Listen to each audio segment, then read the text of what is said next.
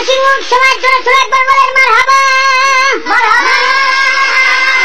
মনোযোগ আকর্ষণ করছি ফরিদপুরের ফরিদ আর দিনাজপুরের দিনা দুজন চট্টগ্রামের বাদাম তুলে থেকে 2 টাকার বাদাম কিনা টিপতে টিপতে তাদের মধ্যে টিপিস টিপিস হয়ে যায়। শাবাশ মারহাবা। সিলেটের বিয়ানি বাজার গিয়ে চিন্তা করে দুজন দুজনের বিয়া করবে। এই বিয়া উপলক্ষে মৌলভী বাজারের মৌলভী, মুন্সিগঞ্জের মুন্সি আর মহিলাদের পক্ষ থেকে নোয়াখালীর বেগমগঞ্জের বেগম সাহেবেরা দাওয়াত করছে। মারহাবা মারহাবা। এদিকে ফরিদপুরের ফরিদের কিছুই নাই, তবে ফেরির ছাগল নাই। আর 2টা ছাগল ছাড়া কি ছাড়া ছাগল। এরপরে তোলা ধীরে ছিল চাঁপাইনবাবগঞ্জের নবাবের মতো। একবার জোরে জোরে বলেন কিসের মতো?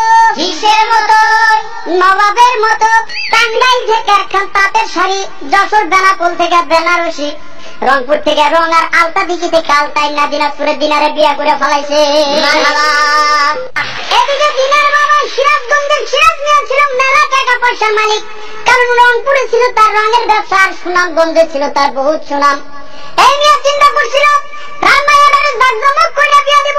যেমন মাগুরা জেলা থেকে মাগুর মাছ, সাতক্ষীরা জেলা থেকে 7 মণ দুধ আইনা, কুড়িগ্রাম জেলা থেকে 20টা খাসি, গাইবান্ধা জেলা থেকে কমসে কম 1 ডজন গাই কিনা, বরিশাল থেকে বড়ি নাড়ু বানাইয়া, লালমনিরহাট জেলা থেকে লাল রঙের বেনারসি কিনা, খুলনার বাগের হাটের বাগের মতো একটা পোলার লগে তার মায়ের বিয়া দেবে। কিন্তু এই ফরিদ চুয়াডাঙ্গা জেলার চুয়া কথা কইয়া পটুয়াখালী জেলার ভাষায় পড়াইয়া পড়াইয়া দিনারে বিয়া করে ফেলাইতে। জোরে বলেন বাপরে বাপ। এদিকে মাইয়ার কপালে সুখ নাই, সিরাজ নিয়ে পাবনায় গিয়ে পড়লো ভাব নাই। নোয়াখালী আইসা চিন্তা করে খালি খালি কান্দা লাভ নাই, যাই ভোলা জেলায় গিয়া মনের দুঃখটা ভোলা যায় কিনা। ভোলা দেওয়ার পথে মাঝখানে বরিশালের ভালো গাড়িতে আইসা মনের ঘালটা আরো বেশি বাইরে গেছে। জোরে বলেন হায় রে হায়। এই কথা তো ঢাকা শহরে ঢাকা থাকলো না, খবরের কাগজ পত্র পত্রিকা সব জায়গায় ছাপা হয়ে গেল। এই খবর চলে গেল জামালপুরের জামালের গানে, জামালপুরের জামাল, ময়মনসিংহের মমিন এবং মানিকগঞ্জের মানিকের মাধ্যমে এই খবরটা দিয়ে দিল গোপালগঞ্জের গোপালের কাছে। গোপালগঞ্জের গোপাল, নারায়ণগঞ্জের নারায়ণ, ব্রাহ্মণবাড়িয়ার ব্রাহ্মণ, শিবপুরের শিব, হরিপুরের হরি, মহাদেবপুরের মহাদেব, পাবনা রাধানগরের রাধা আর কৃষ্ণপুরের কৃষ্ণরে লইয়া হিন্দু ধর্মের প্রধান ঠাকুর গায়ে ঠাকুরের কাছে রওনা দিছে। জোরে বলো হরি বল। এই কয়জন হিন্দু মিল্লা কুমিল্লা জেলার 14 গ্রাম থানা থেকে আরো 14 জন হিন্দু সংগ্রহ করে একটা কমিটি গঠন করে বলে ঘটনাটা সবার মাঝে জানায় দাও। এই ঘটনা চলে গেল গাজীপুরের গাজী সাহেবের কাছে। তিনি বললেন আমি এখন ব্যস্ত আছি, আপনারা টাঙ্গাইলের মির্জাপুরের মির্জা সাহেবের কাছে যান। মির্জাপুরের মির্জা বললেন আমার ছোট ছেলে নরসিংদীর নরাদম শেরপুর থেকে আসছেন, চুরি করে বগুড়া সারিয়াকান্দি থানায় আসামিদের মধ্যে সারিবদ্ধভাবে দাঁড়ায় রয়েছেন। আপনারা আপাতত হাজীগঞ্জের হাজী সাহেবের কাছে যান।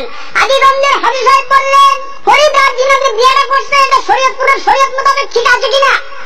যদি ঠিক না থাকে তাহলে মেহেরপুর থেকে মেহেরালিকে ডাক্কা পাঠাও। কার ডাক্কা পাঠাবে? মেহেরালি। এই খাগড়াছড়িতে পাঠাই দাও। সেখান থেকে কমসে কম 5 থেকে 6টা ছড়ি আইনা ফরিদ নামের পোলাটারে সিলেট জেলার শায়েস্তাগঞ্জ নিয়ে ভালো করে শায়েস্তা করে নিয়ে আসো। বলেন বাবা বাবা। এরপর ফরিদপুরের ফরিদ বর্তমানে মেলা টাকা পয়সার মালিক। নীলপামারি থেকে নীল রঙের একটা সুতি বান্ধবী কিনা জয়পুরহাটের জয় নামের বান্ধবীর সাথে নিয়ে সৈয়দপুরে সৈয়দ আলীর মোড়ে চা খাইতে আসছে। এই জায়গায় চা খাওয়ার পরে আমার ধামইল হাটে আসলো সাংসারিক জিনিসপত্র কিনতে, ধামা কেনার জন্য।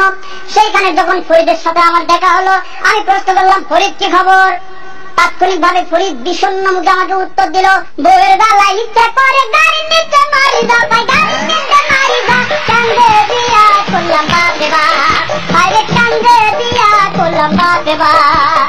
বউয়ের বেলায় ইচ্ছা করে গাড়ি নিতে মারি যাও, তাই গাড়ি নিতে মারি যাও, কান্দে বিয়া করলাম বাপরে বাপ, বাইরে কান্দে